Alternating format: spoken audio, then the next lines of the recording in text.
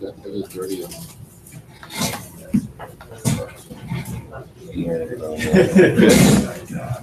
Yep.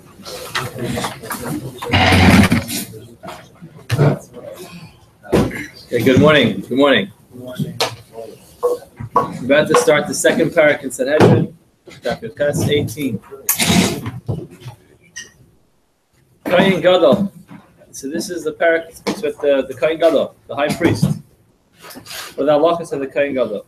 So Kohen Gadol done. He can't serve as a dayan. He can serve on a bezdin. He can be a judge on a bezdin. Kohen Gadol done in oisay. He can't done on a bezdin, but done in oisay, and he can be brought to justice in front of a bezdin. Mayid, he can get a witness. He can testify. Mayid in oisay, and he can be testified about. Now, just in terms of what the Kiddush have done, the Gemara is going to ask the question about what's the Kiddush. What is the Gemara teaching us in any one of these things? It seems to be a davar pashut that a kohen can be a dayan. Why should he not be able to be a dayan? What is he different than everybody else? The Gemara is going to address it, but the Meiri writes, it'll be similar. We'll see later on in the Mishnah that a melech cannot be a judge. And the rationale over here is that if someone, when the beis din is sitting together, every one of the dayanim has to have his own independent opinion. And we go after the majority, and that's how we're able to figure out how to rule. Now, it's very intimidating for the dayanim to sit on a beis din together with the Kohen Gadol and to be able to take a position against him. After all, he is the Kohen Gadol, he's the high priest, and everyone has special respect and regard for him. So if he's going to issue his psak, it's going to be very difficult for the other dayanim to take a position against him. So that would be the reason to think that he cannot be a dayan. But done in oisai, and he can be brought to beis din. Mayid, he can testify Meid in oisai, and he can be testified against chayletz. He can perform the mitzvah of chalitza. If his brother died, Rachmana litzlan, without any children, so there's a mitzvah of yibum that he should marry his brother's wife. He should marry the widow. So the halach is a kohen gadol can perform the mitzvah of chalitza v'chaltz and ishtai, and if unfortunately he dies without any children, his brother can perform the mitzvah of chalitza on his wife, which means that he's not going to marry her. Rather, they'll do chalitza. Why not? Why do one think he cannot do chalitza? Yeah, the Mishnah is going to speak that in a minute, that he can't actually marry her. But why would one think he cannot do chalitza? Again, this is an issue of the covenant of the kohen, because in the process of chalitza, the almana, the widow, spits in front of the kohen gadol, and one would think it is not appropriate for a woman to come and spit in front of the kohen gadol. Miyab minas ishtai, if Rachmana litzlan he dies without any children, then his brother can perform the mitzvah of yibum on his wife. Avahu einim yavim, he cannot perform the mitzvah of yibum. Why can't he perform the mitzvah of yibum? The pnei shu asur b'almana. A simple halacha. It's the first in the Torah. It's a pasuk in the Torah that says you cannot marry an almana. So regardless of the fact whether it's a mitzvah of yibum here or not, there's a prohibition in the Torah specifically says he cannot marry an almana. The Gemara is going to discuss later on why not. Really, theoretically, the entire mitzvah of yibum doesn't really fit within any of the mitzvahs. There's an isser for anybody to marry his brother's wife. So we're going to discuss that later on in the Gemara. If one of his relatives die, he can't escort the mita. He can't escort the dead body.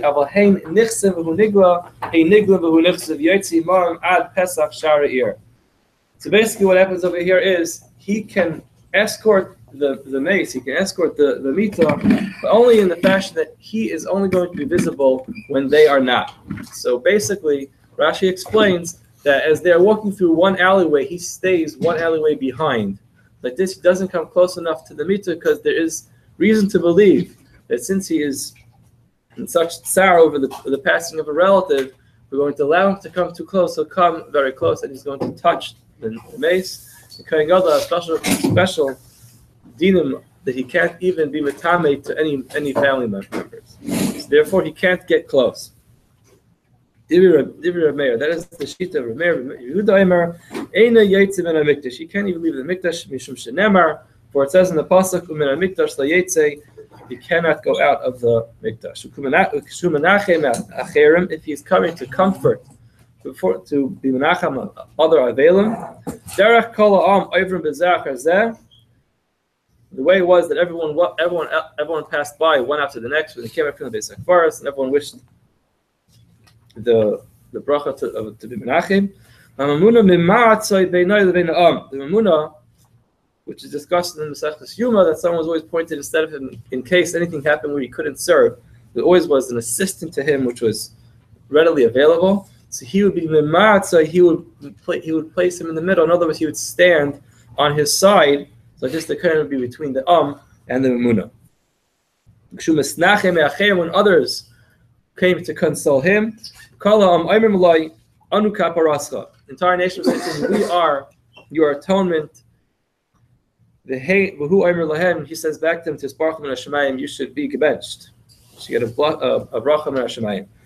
If you see this, how broad Allah is that any aval does not eat his first suda from his own. He's given food by others. When they make that meal for him, when he loses a relative, call on the sugan al aretz, out of respect for the kayin, they take some of the avelos upon themselves, and everyone else sits on the floor. But who makes about a safsel, and he sits on a safsel. It's not like we showing what this safsel looked like if it was a regular chair, or if he actually sat low, like we did on Tisha B'Av. But the bottom line is that everyone else, all the rest of the nation, has to sit on the floor to take upon part of his avelos. Hamelach. Now to contrast the dinim from a kohen gadol to a melech to a king, loidan and oisai. Why a melech cannot be a melech cannot serve on a beis din. And the Gemara is going to discuss Mr. Shem tomorrow's daf. Why not? And it's because of a story that happened. It's not necessarily all kings. There are only some kings who cannot serve on a beis din. And there was a terrible story that happened with a very sad ending. Keep you in suspense till tomorrow to find out what that was. But it didn't end well in a case where a melech was brought to din. And when we see that it's dependent one on the next. If you cannot be brought to din, you can't serve on a beis din. He can't testify in beis din. He cannot perform the mitzvah of chalitza if his brother dies without any children, and that is out of covet for the melech, because we don't want the amana to be spitting in front of him. He cannot perform the mitzvah of yibum, and why not? That's because of respect. It just doesn't suit the melech to have to be secondary to his brother who passed away. He should have to fill in the place of his brother. Yehuda Emer, because of that rationale, Yehuda says, if he decides he would like to do it, it's perfectly fine. It's up to him. In Zachor Latayv, it'll be a beautiful thing. A king cannot forgive on his covet, and he can't let it go, and he cannot perform the mitzvah of chalitza or yibum. We won't let anybody else take his place as the melech to marry his amana. Yehuda says, even though a regular common folk cannot marry the wife or the amana, the widow of a melech, however, another melech can, and he brings a raya, shekain, matzinu beDavid, for we find the same thing by David and Melech, shenasa amanasa Shaul, he married one of Shaul's wives, shenemar, for it says in the pasuk in Shmuel, ve'etin lecha es beis adonecha ves neshei adonecha b'chekecha. It says clearly ves neshei adonecha, the wives of your master, referring to Shaul, was given to David. So you see clearly that he did marry the wife of Shaul, and from there we learned that another melech can marry the melech's widow. The Gemara continues, Kohen Gadol done. So this is one of these very interesting Gemaras, and this is really a big cloud throughout all of Shas. And that is that there's never going to be a line in the Mishnah that's going to say anything that I could have figured out on my own. The Mishnah is not here to teach me anything, which is a davar pasha. Anything which is obvious does not need to be written in the Mishnah. That's why anytime anything seems obvious, right away the Gemara is going to ask, Pshita. It's obvious. Why are you telling me this? And the other way around, oftentimes we find that ever a Mishnah says something which is too big of a chiddush, right away the Gemara will attack it with, hold on a second. You just told me a huge chiddush. Where'd you get this from? So this Gemara is full of it. Every one of these facts over here need to be checked. And the Gemara right away starts, Kohen Gadol done. A Kohen Gadol can serve as a dayan on a Beis Din. You want to ask Pshita. It's obvious. Why can't he? Why is he different than anybody else? As long as he has accomplished what he needs to accomplish, and he knows the halachas, why can't he serve on a Beis Din? The Gemara says you're right. That's not really much of a chiddush. However, Danim Oisai Yitzrichalei. The fact that he can be brought to din is why the Mishnah had to write it. The Gemara says, okay. Hanami Pshita. That's also obvious. What is the big chiddush that you can bring a Kohen Gadol to din? He did something wrong, or he's suspected of doing something wrong. He can be brought to din. But besides for that, there's a rule, and we know that one is totally in the next. One is dependent on the next. Eloi Dainin lay. The Gemara asks, Pshita. Eloi Dainin lay iu hechidai. If we're not going to be able to bring him to din, then how can he be a dayan? In other words, if it's so pasha to us that he can't be a dayan, if it's so obvious that he can't serve as a dayan on a Beis Din, he has to be able to be brought to din. Because it says, V'aksivis kaishashu v'kaishashu v'kaishu. It's pasuk in Tzfanya that says, you should search within yourself and then search within others. And Rish Lakish v'emer Rish Lakish, this is a very important rule that it's very often for us to see faults in other people and to go fix other people and to help bring justice to other people. But the pasuk is teaching us, first make sure that you're sound, make sure everything's okay with you. First rectify yourself, and afterwards you can go ahead to fix other people. And that would be appropriate over here in Beis Din. How could a kohen go serve on a Beis Din to fix up and to make other people better and to bring them to justice if he himself cannot be brought to justice? One is dependent on the next. So therefore, if he could be a dayan, it's obvious that he could be brought to din. Simara says, you're right, this really isn't that much of a chiddush. I did the kabbalah misni melach loidan, since we have to write later in the Mishnah, which is really the next Mishnah, that a melech cannot, a king cannot serve as a dayan on a Beis Din, and he cannot be brought before a Beis Din.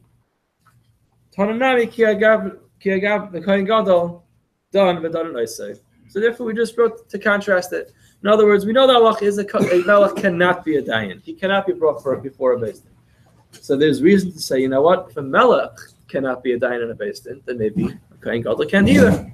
So therefore, the Mishnah had to write clearly that a kohen gadol is different than a melech, and he can be brought before a Beis Din, and he can serve as a dayan on a Beis Din. Levi is saying, if you want, I could give you another tarets. And our Mishnah is teaching us Kedatanya like it is written in a brisa. In other words, there's something written in a brisa which is a very big chiddush, and the Mishnah wants to reiterate it, and that is kohen gadol shaharag hanefesh. That's a nefesh, a kohen gadol who murdered somebody, b'mezid, intentionally, first degree murder. He went and killed somebody. Nerag. He gets capital punishment. B'shaygei, if it's unintentional, it's a mistake. Goyla, he has to go to Aryeh miklat like everybody else. And the Gemara says a strange line, which we're going to have to understand very soon. V'oiver al sev, a kohen gadol is in transgression of a positive and negative commandment. He is like a regular, simple person for every matter. So again, the Gemara right away asks the kasha, the Mezid Nerag Pshita. What is this brisa teaching me? What is the big chiddush in the fact that a kohen gets capital punishment for killing somebody? It's a pasuk in the Torah. Why should it be any different? If you kill somebody, then he gets killed himself. Pshita. It's obvious. Furthermore, B'shayge Gaila, you're teaching that a kohen gadol who kills somebody unintentionally by mistake, he goes to Aryeh miklat. Well, the Gemara really says B'shayge Gaila tzricha. We needed to write that because we have to say that he goes to galus if he kills somebody by mistake. The Gemara asks Hanayim Shita. That's also obvious. The Gemara says no, we do need to write it. It's true. We need to write that a kohen gadol will go to galus if he kills somebody. Amina, I would have reason to think. Since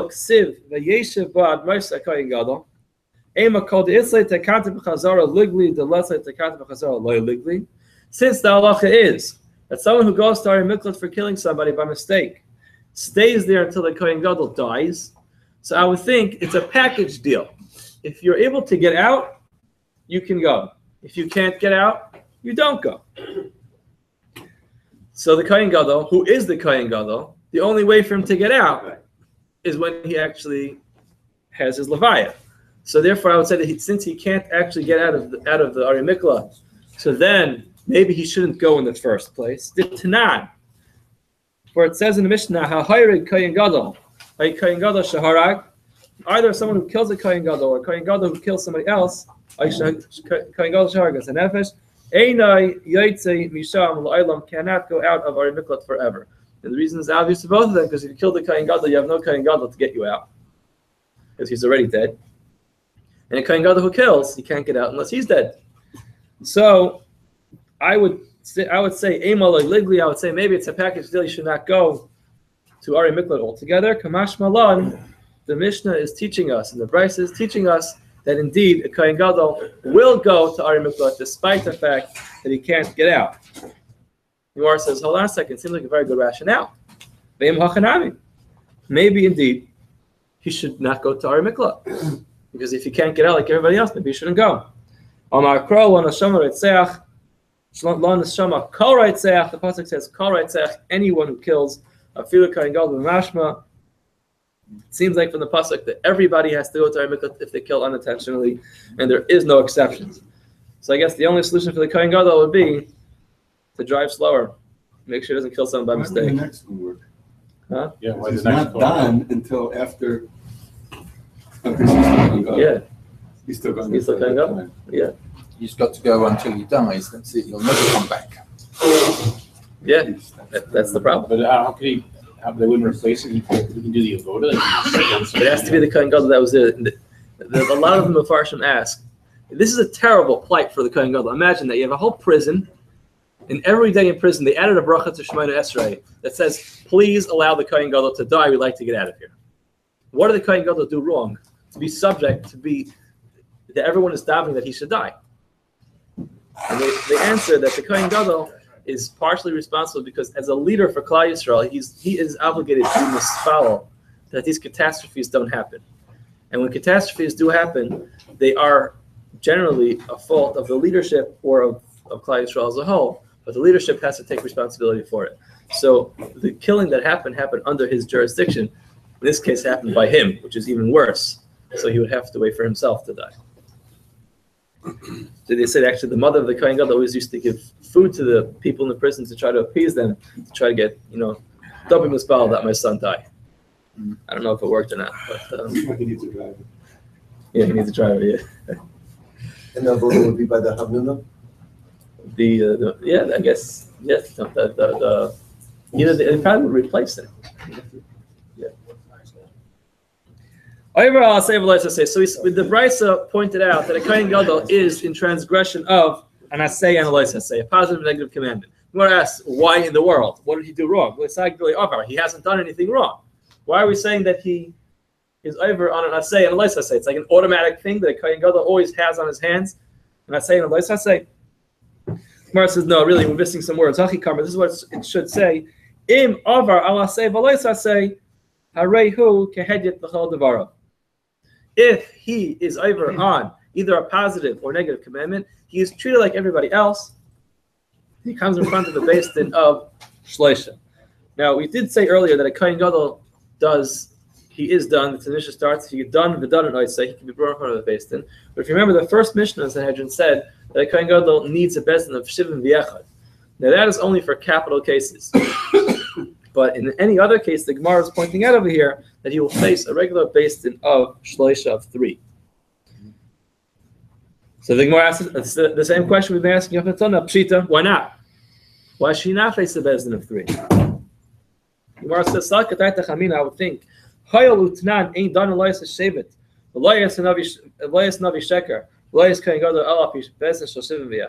since in cases of capital crime, you need to have 71 dayanim. The Amar Rav Ada Barahava, in other words, we're trying to give a rationale why a kohen gadol would have to always face a larger Beis Din. Rav Ada Barahava says, "Kol davar hagadol yavir alecha," as the pasuk says, "Kol davar hagadol yavir alecha." Any big case will be brought in front of Moshe Rabbeinu. So we would think that maybe dvarav shel gadol ema, dvarav shel gadol ema, kol dvarav shel gadol kamash malad. In other words, it could be that you could understand this passage to say big cases, not necessarily meaning complicated cases, but any big case, which is a big case. You have a Kohen Gadol who's coming in front of the Beis Din. Those are the big cases that need to have a special Beis Din. So I would think that it would require a larger Beis Din for any case where a Kohen Gadol is going to be tried in front of the Beis Din. Kamash Malan, so no, he goes in front of a regular Beis Din. Maybe really that is what the pasuk means. Gemara says no, that's not how to read the pasuk. Miksiv divrei gadol. Does it say the matters of a big person?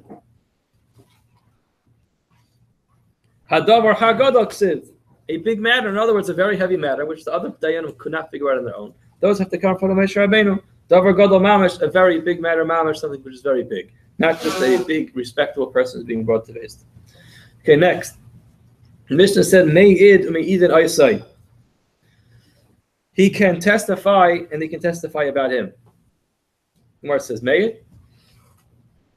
Really? Can he actually serve as an aid? Could he be a witness and testify? About Tanya, it says in the Brisa, Vihi salamta. Now, just some background to this pasuk. This is an interesting pasuk, which says, if you will see your friend's animal straying on the path, and you will turn away from him. Sorry, again, it starts with loy. You should not see your friend's animal straying, and you will turn away from him, which is a backwards way of speaking. The pasuk should just say, you should not watch as your friend's animal is straying on the path. You should indeed return it, or you should not turn away from it. The pasuk is written backwards. You should not see the animal straying on the path, and you will turn away. So the word v'his alamta has very interesting implications. And the Gemara in Bava Metzia, as well in Brachas, understands that there's something to be learned from the word v'his alamta, that there are times that a person indeed should just leave a lost article on the side. He should turn away from it and not return it. When are those cases? HaKetzad, when? Kayin b'b'vis hakvaros. If he's a kayin, and he's passing by a cemetery, and he notices in the cemetery there is a lost article. So a kayin is not allowed to go into a cemetery. He can't become tamim. So he obviously is exempt from the mitzvah of Shavas Aveda because he cannot access the lost article. Zakein, not necessarily referring to someone who's old, but someone who is a respectable person. The einar the fi chvoidei. It just is below his dignity to return this article. I don't know how many cases of that you think of, but just imagine seeing either the Chafetz Chaim or make it more contemporary, Chaim Kanievsky, if anyone who was at the supposed of meeting him. Imagine he's walking down the street and he notices a baseball cap and a basketball on the side of the road. And he realizes that this is lost. He can be kind of mitzvah Shavas Aveda. But it just won't sit right to see Chaim Kanievsky holding a big orange Spalding under his arm as he walks down the block. It just doesn't suit him to be walking down the block that way. Or any other thing that just is below your dignity to be walking through the street or to return this article, the halach is you are pater from the mitzvah of Hashavas Aveda. And this is one of the this is the source of a very big halacha of kavod habrius. That kavod habrius, if something is below someone's dignity, often in some cases, a person is exempt from the obligation. So here is the case of kavod habrius, something that is below someone's dignity to be doing something. And in certain cases of Hashavas Aveda, returning lost articles, it just would be below someone's dignity to return it. The third case is someone who is not obligated to return a lost article and he can turn away from it is just the amount of effort that would go into returning this lost article would very much outweigh the gain of returning it. Just for an example, someone finds a Bic pen. It's not even such a good example because it could be there's no mitzvah Hashem done that altogether, but this could be the reason. Just the amount of effort it takes to advertise the fact that you found the pen and to find the guy and to bring it back to him, it just is too much for a pen that is 10 for $1. So in those cases, there is no mitzvah of Hashavas Aveda. The mitzvah has value, yeah, but the mitzvah, what the mitzvah is rated within how much goes in the mitzvah. There is a balance of what is considered part of the mitzvah. Yeah. But the mitzvah is whether or not there's that much value. It could be a pen anyway, such a pen like that. It doesn't fit within the category of adroisha she'achicha eisla. Nobody would actually come pick up the pen. So that's the Gemara's kasha. L'kach nemer v'salamta. 1 second. L'kach nemer v'salamta. The pasuk says v'salamta. That you should know there are certain cases that you can turn away from a lost article. So the Gemara is asking, if there is a patur, if a guy can get exempt from a mitzvah because it's below his dignity, wouldn't it be appropriate to think the same thing about a kohen gadol? A kohen gadol is going to come before a beis din, and the dayanim are going to question him. There'll be a drisha v'chakira, and they're going to ask him all kinds of questions. Maybe just below his dignity to come to a beis din to testify against, either against or for somebody. So the Gemara says you're right. It can't be that a kohen gadol is going to come in front of a beis din to testify in a regular, ordinary case. It must. Rabbi Yosef says meyid lamelech. It's just talking about a case where he's coming to testify for a king. In other words, the king is brought to beis din, and he's going to testify for the king. And the obvious question, which the Gemara jumps on right away, is that a king cannot be brought before a beis din. That's we discussed this a few minutes ago. Gemara says, hold on. What's not? It says in the Mishnah, Loidan. For Loidan and Isai, can't be brought before a beis din. Loimei, Loimei, and Isai. So there's two things that are wrong with it. You can't testify against him, and he can't be brought before a beis din. So the whole case doesn't start. Mara says, you know what? Ella Rav Zera says it must be talking about a case of the son, the prince, the son of the king. Meyid leben melech. A kohen gadol can testify for the son of a melech. Gemara says, Ben Melech, Hedidu. He's not the Melech. He's like anybody else. So why should it be any different than anybody else? If it's below his dignity to be made for anybody else, the same thing would apply to the Ben Melech. Ela made b'fnei Melech. It means he can't testify in front of the Melech. That means that the Melech came along. The Gemara is going to explain. So the Melech, it seems like at this point the Melech is sitting on the beis din. But again, this is a problem. Because the Melech is sitting on the beis din. So the Melech is sitting on the beis din. So the Melech to actually go ahead and question the kohen gadol is not such a big deal. The Gemara again, right away goes back. Sanhedrin. You can't put a kohen on the Sanhedrin. Sorry, a Melech. Yeah, Melech Sanhedrin. You cannot sit a kohen on the Sanhedrin. So what's the case talking about? How is he testifying in front of the Melech? So the Gemara says it talks about Mishum Yikar the Kohen Gadol Asa.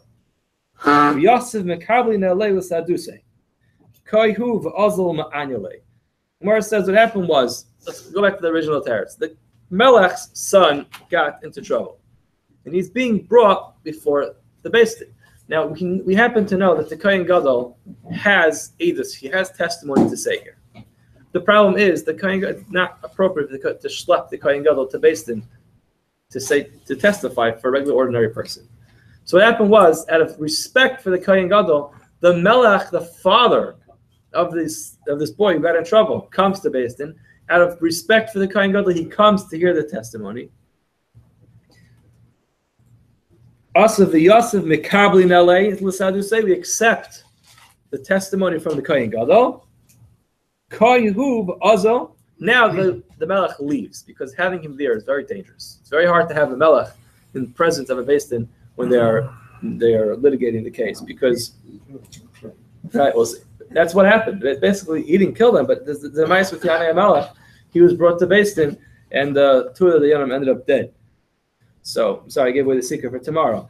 But we don't want him there at the time that the beis din is going to rule on the case. So after he leaves, Uma Anyanalei Anan B'dinei. The beis din will go ahead and they'll be ma'ayin in the case. They'll go through the details of the case and they'll come up with a conclusion.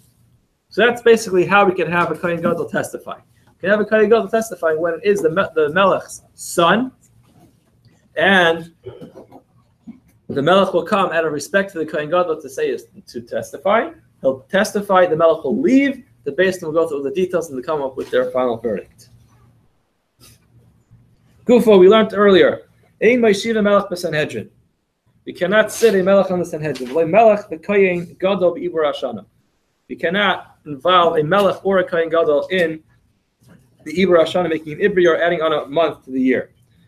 Melech b'Sanhedrin d'chsiv loisana al rib. This is a little bit of a play on words here. Loisana al rib. The Gemara says loisana al rav. One should not answer to a rav, to someone who's bigger than them. And that refers to the other dayanim on the Beis Din, that they shouldn't answer back to him if they're not going to agree with his psak. They shouldn't be answering to him. That's why we should not have a melech on the Sanhedrin. Loy melech the kohen gadol b'Ibra Hashana. Why can't we have a melech and kohen gadol involved in the process of adding a month to the year? Melech b'shem aspanya. This refers to the melech's finances. There are two different pshatim in the Rishonim. The way Rashi seems to learn this is that the melech has a lot of people that he pays on an annual salary. Now, the kohen gadol has vested interest in the Nivrayar, because if he adds on an extra month to the year, he gets a free month of labor, because he has his people contracted from Nisan to Nisan, and they get paid from Nisan till Nisan, and the contract starts over again in Nisan. So he has a vested interest in adding on another month to the year. Therefore, we can't involve him in the process because he is an Ageh. The Aryeh learns the other way around. The Aryeh learns, I don't know, some may have it on the side of the Gemara. And if you be in a little bracket, he writes, Pirsh ha'hitzah she'noisen l'chaylois of chodesh b'chodesh v'hunoyto ha'mas b'shana mufaz alem kol chodesh v'chodesh v'yesifu chodesh tzarach litim mishalai. But he says the other way around, because he has people that he pays on a monthly salary. And how does he pay them? He pays them from the annual taxes. So if the annual taxes is ending 1 month earlier, he has to actually dig into his own account to pay his people he has on a monthly salary.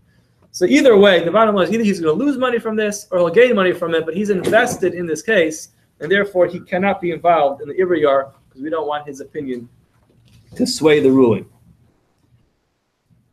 In Kohen Gadol Mishum Tzina, this is interesting. The Kohen Gadol can't be involved in the Ibra Hashana because he's going to be too cold. What does that mean? Rashi explains that he has to immerse himself in the mikvah on Yom Kippur a few times. If you're going to push off the year, it'll be farther into the winter, and the water is going to be too cold.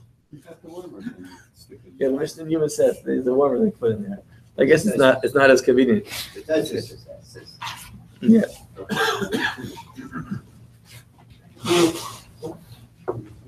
Yeah. So Taisa said that it's talking about the ritz, but the floor of the Beis Hamikdash is be too cold. The bottom line is, it'll be too cold for him to do the avodah on Yom Kippur. So therefore he does not want it to be an Ibriyar. Therefore we can't involve him in the process.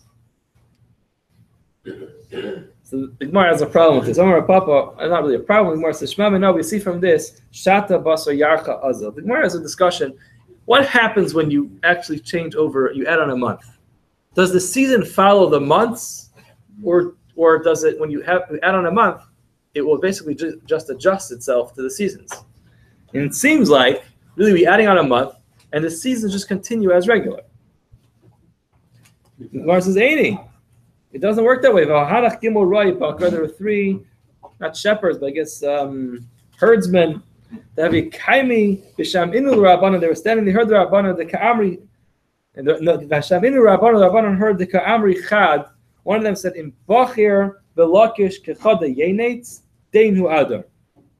So he was talking about the wheat and the barley if it was growing. Rashi says, if the ground in Yachayim, Filka Rashi in Bachir, Valakish, in Yachayim Bekarka, Yitzmach Zera HaBachir, V'afela Yachad, Chitim Shnizr Chodesh, Vasarim Shnizr Akshav, the barley which is planted now, and the Chitim which is planted Rosh Chodesh are growing together. Deinu Adar, it's a sign that it is Adar. The Imlav, if it's not growing, it must not be the right month yet, must still be too cold. The Imlav, less Dein Adar. If not, it is not Adar. Another one said, "Imtur b'tzfar b'teleg yamos." If an ox in the morning is so cold that it looks like it's about to die, v'tiara in the afternoon, b'tel te'ena yidbuch, he's hiding himself under the leaves of a fig tree, and yishtach mishchei, and he is rubbing himself up against the branches. Deinu adar, it must be that it is adar again, a sign of the weather. If it's not, the animals don't look like that yet. In other words, it's not cold in the morning and warm in the afternoon. Less than Adar, if not yet Adar, must still be Shvat. Another one said in Kidum Takif Lachadi Hey Yach Luecha Nafik Lekible. Basically, if even when the strongest wind, which is the Gemara talks about the Ruach Mizrachas, the east wind, the strongest and coldest winds are coming, and still his breath is warmer than that, then Dainu Adar, then it must be Adar already because his breath could fight it. In other words, it's not so cold anymore. Then Lav, and if it's not, in other words, if his breath is strong enough to overpower the wind, his breath is strong enough to change the wind, must not be that cold. Lav less than Adar, if it's not, there must not be Adar yet. And because of this conversation that the Rabbanon heard these herdsmen discussing, they went to Ibrua Rabbana Lahishata. They made it into an Ibriyar. They added another month to the calendar. So you see clearly from here that the months will, in other words, you won't have colder times because you push it off. In other words, the seasons will follow along with what an Ibriyar should be. So the Gemara says, "V'tizbra Rabbanon Aravasa Samach." You think that the reason why they added on a month is because they heard a conversation taking place between people after taking care of the animals. That had nothing to do with it. They made their own calculation. They decided they must add another month to the year. In other words, they said, look, it fits. It worked. They basically backed up their case against the conversation that was happening over here with these Roy Bakar. Okay, we'll continue to the next step. We have some more time. Allah is a Kohen Gadol can perform mitzvah of chalitza v'chaltzin le'ishtai, and they can do chalitza for his wife if he passes away Rahman al-Islam without any children. Kapasik Vatani, the Tana stopped and he taught. Loishnam and Erisin, there's no difference between, in other words, really something's missing over here. He can do chalitza, but he cannot perform mitzvah of yibum. Yibum is out. He cannot marry the almana of his brother because the Kohen Gadol is not allowed to marry an almana. So the Tana is teaching us loishnam and Erisin, loishnam and asun. It doesn't make a difference if his brother's wife is his wife only because they did Erisin or because they did Nisun as well. In both cases, he cannot marry his wife. If they did Nisun in the second half of the marriage, I understand why he cannot perform the mitzvah of Yibum. I say there is a positive and negative commandment, which says he has to marry a Besula, he has to marry a virgin, he cannot marry a woman who already was married to somebody. And there's also a loisa say to the Amana la Yikach. There's two. There's a positive and negative commandment which forbids him from marrying his brother's wife.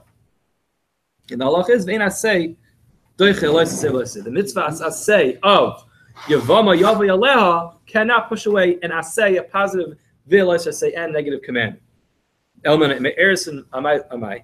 From Erison, why not? The halacha is Yavay asay. Yitchalesa say there is an asay of Yavama Yavay Aleha. He should marry his brother's wife. It should push away the loisa asay of Amana la Yikach. The Gemara says you're right. Theoretically, you'd be right. He'd be allowed to do it because of that calculation. But the Chazal made a gezerah. Gezerah bia rishona to bia shnia. Theoretically, the only mitzvah is the first act of cohabitation between the brother and the wife and his brother's widow. Anything past that is no longer within the category of mitzvah. In normal cases, they could stay married. But for a kayin, since it is constantly in violation of the issue of marrying an almana, he would only be allowed to marry her with one bia, and after that he would have to leave. The Chazal were nervous that if we're going to allow them to have one bia, they'll have a second one. So therefore, Chazal said you're better off doing chalitza than doing yibum because we don't want to have any problems of a forbidden bia, as it says. We see in a Brisa the same thing is true. In other words, he can actually marry her with the first bia. He shouldn't have done it, but if he didn't listen, he did it anyway. Kanu, he was kind to her. He cannot stay married to her with the bia shnia. So therefore, we don't want doing even the first bia. Deeply in that